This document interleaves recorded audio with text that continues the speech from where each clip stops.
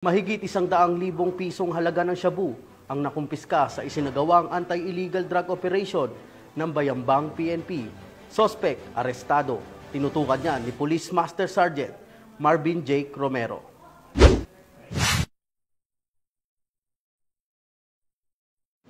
Arestado ang isang tricycle driver matapos makumpiskahan ng tinatayang 23 gramo na inalang shabu na nagkakalaga ng 156,400 pesos sa barangay Magsaysay, Bayambang, Pangasinan.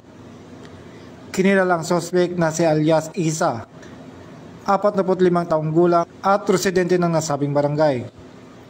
Isinagawa ang operasyon ng Bayambang Municipal Police Station, katuwang ang PDEA Region 1 at 105th Maneuver Company.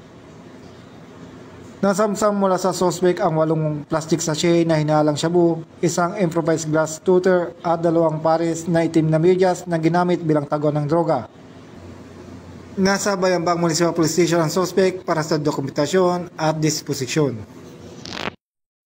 Mula dito sa Ilocos Region, ako yung PNN Correspondent Police Master Sergeant Marvin Jake Romero, alagad ng batas, taga-taguyod, balitang pulis.